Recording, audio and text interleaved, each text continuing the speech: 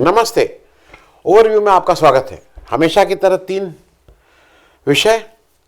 मामदानी ने सिद्ध किया धर्म और राजनीति को अलग करके ही तरक्की की जा सकती है।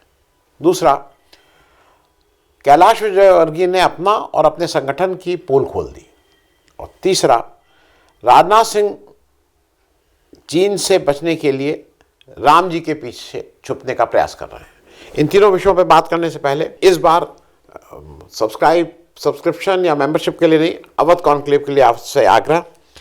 10 जनवरी को लखनऊ में मोती महल लॉन में अवध कॉन्क्लेव का आयोजन कर रहे हैं। दिन भर का कार्यक्रम है। 11 बजे शुरू, 11:15 के बीच में शुरू हो जाएगा और शाम को 5:30 तक चलेगा। 6 अलग अलग सेशंस हैं। अपने विषय के मर्मज्ञ लोग, महारथी लोग आ रहे हैं। आप आइए और उसको इसमें भागीदारी कीजिए।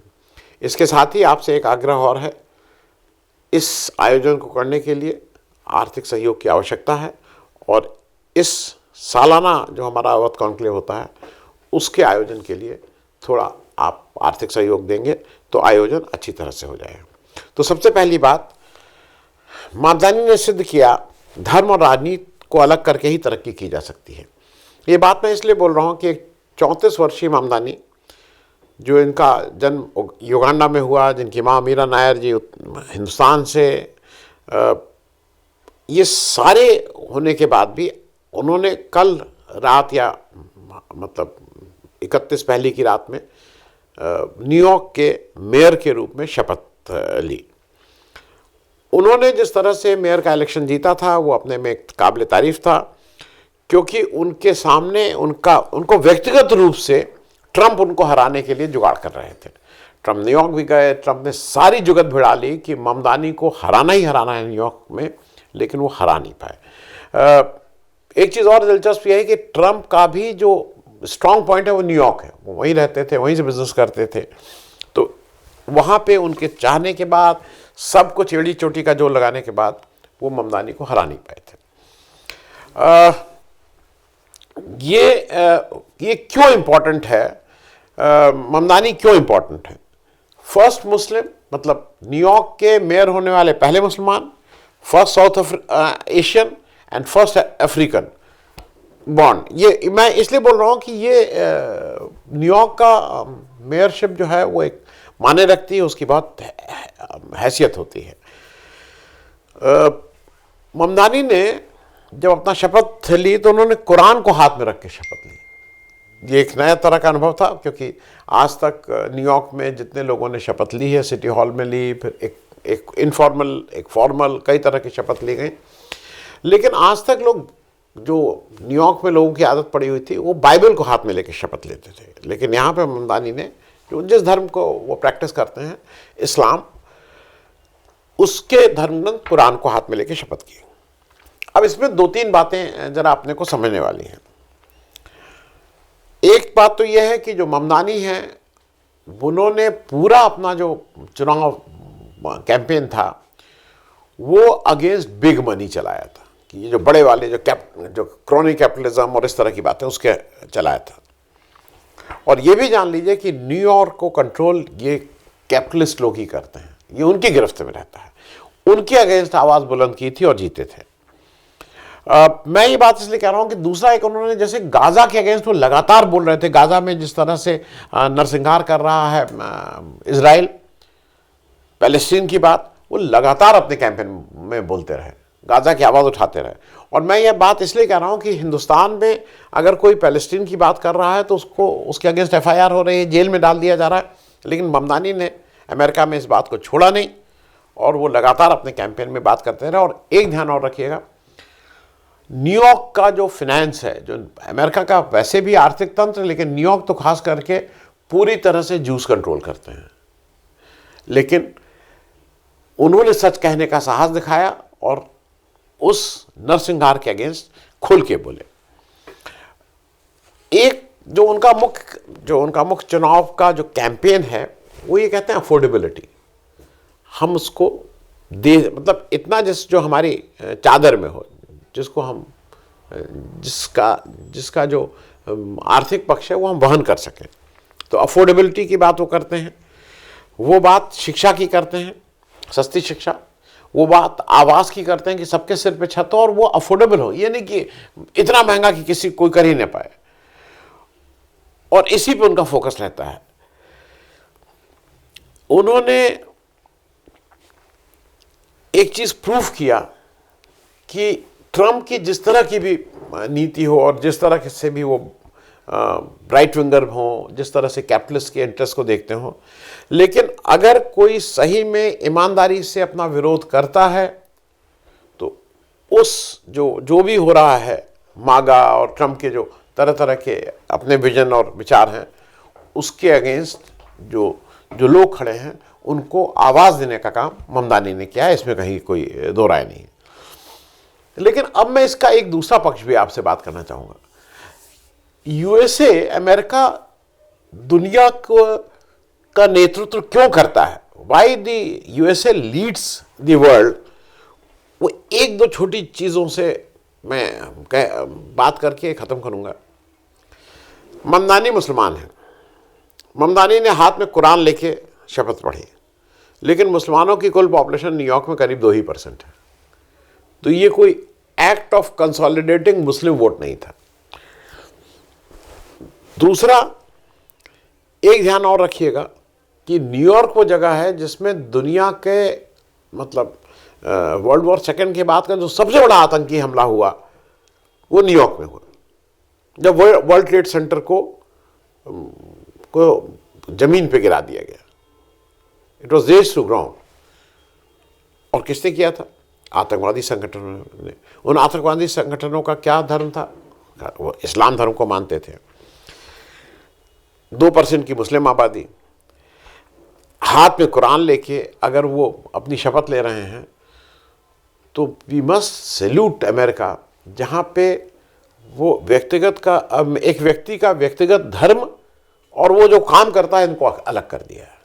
हिंदुस्तान में तो आप कैसी हाय तौबा मस्ती आप सोच सकते हैं, लेकिन और जबकि यहाँ 14-15% मुसलमान हैं, लेकिन यहाँ पे 2% न्यूयॉर्क में मुसलमान होने के बाद ये इसमें किसी का विरोध नहीं हुआ।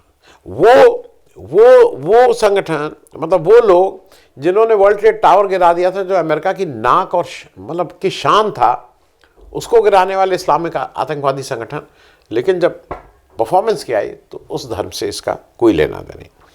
और ये उन्होंने सिद्ध किया कि धर्म और राजनीति अलग अलग चीजें हैं। अब जरा दूसरी बात पे आ जाए।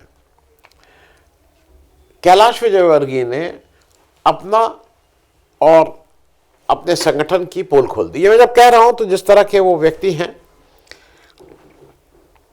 एरोगेंट या तेज तो नहीं कहा जाएगा, अगर लूजली बोलें कि गुंडे और सज्जन व्यक्ति में, सज्जन या दुर्जन व्यक्ति में, तो वो दुर्जन की कैटेगरी में बिना किसी लाग लपेट के आ जाएंगे।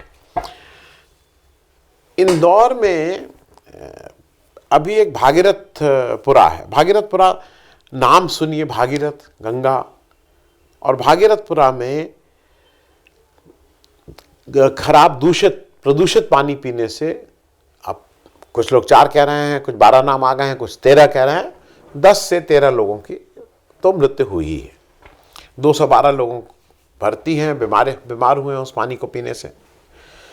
अब ऐसे में कैलाश विजयवर्गीय जो सीनियर कैबिनेट मंत्री हैं, मुख्यमंत्री की रेस में थे, जो प्रेजेंट मुख्यमंत्री हैं यादव जी, उनसे जूनियर हैं, उनका अपना क्षेत्र इंदौर है, वो इंदौर से ही विधायक चुन के आते हैं जहां पे ये सब घटना हुई है। और नाम जगह का है भागीरथपुरा, मतलब गंगा के नाम पे कंटेमिनेटेड वाटर इस तरह का कि लोगों की तबीयत खराब हो गई।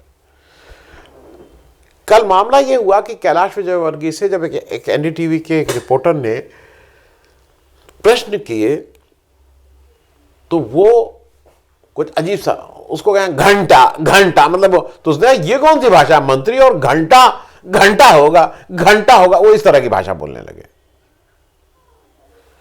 तो मतलब ये उन्होंने अपना संगठन भी बताया और अपने संस्कार भी बताए कि वो किस भाषा और किसको क्या पढ़ाया जाता है। जो संघ में है ना, सदावत्सले जो है वो क्या ये घंटा है, तो घंटा कर रहे थे।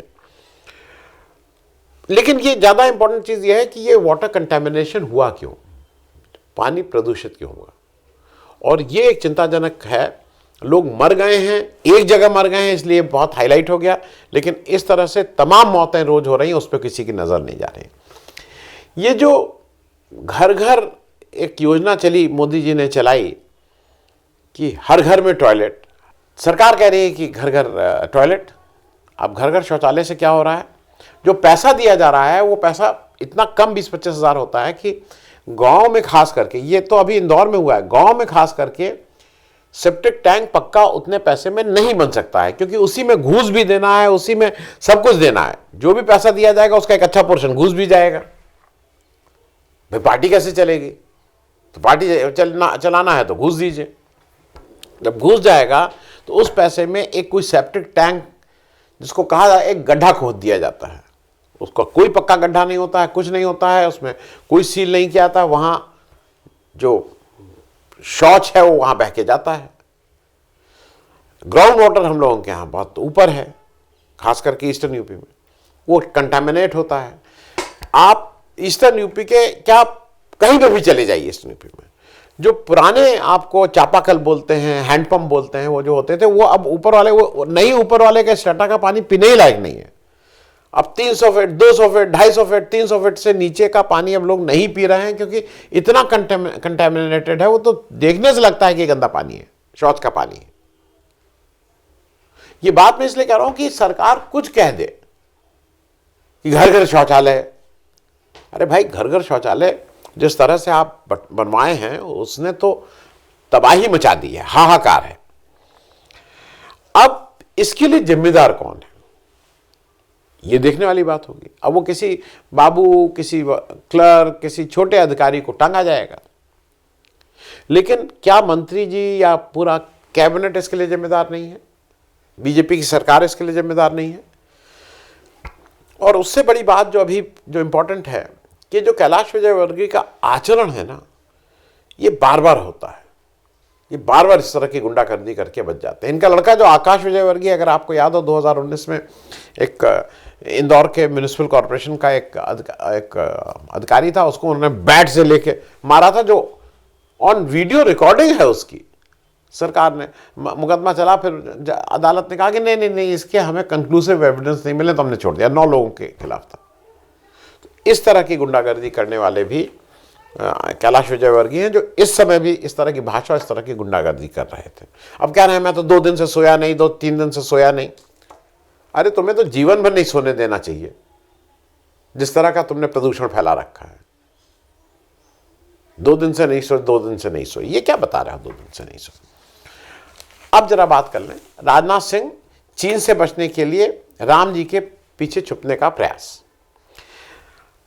चीन के जो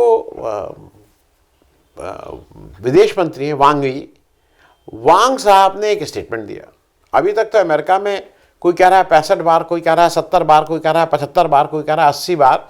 ट्रम्प जहां मिलता वहां ये ठोकते हैं कि ये जो सीज फायर मैंने कराया है, भारत और पाकिस्तान के बीच में लोग लड़ रहे थे, मैंने दोनों को धमकाया, डराया और डांट के मैंने ये कराया। वो इस तरह की बात कर रहे हैं। हमारी तरफ से मुंह में ताला, कोई स्टेटमेंट नहीं, कोई स्टेटमेंट नहीं। अब चीन कह रहा है कि भाई ये जब था तो उसमें हम लोग भी बात किए थे, हमने भी, हमारा भी एक रोल है सीज फायर कराने में। फिर मुंह पे ताला। क्यों नहीं कह रहे हैं? क्योंकि देखिए ये सुप्रीमेसी की बात है। हरदम जो ज्यादा शक्तिशाली होता है, वो जो कमजोर लोग होते हैं उनका बीच में जाओगे, चुप, इधर बैठो, उधर बैठो, चुप, क्यों लड़ रहे हो? कमजोरी को तो ये चीन और अमेरिका भी हमें समझाएंगे कि हमें कब लड़ाई शुरू करनी है, कब लड़ाई खत्म करनी है। इस पे एक टिप्पणी नहीं, एक शब्द नहीं बोलना है। क्या बोलना है कि जब ऑपरेशन सिंदूर हुआ था तो हमें रामलला के पद चिन्हों पे चल के हमने वो काम किया था। अनाप शनाप, न सिर न पैर, कि कोई हम रावण से लड़ने नहीं गए थे, हम तो वहां क्या क्या बातें कर रहे हैं।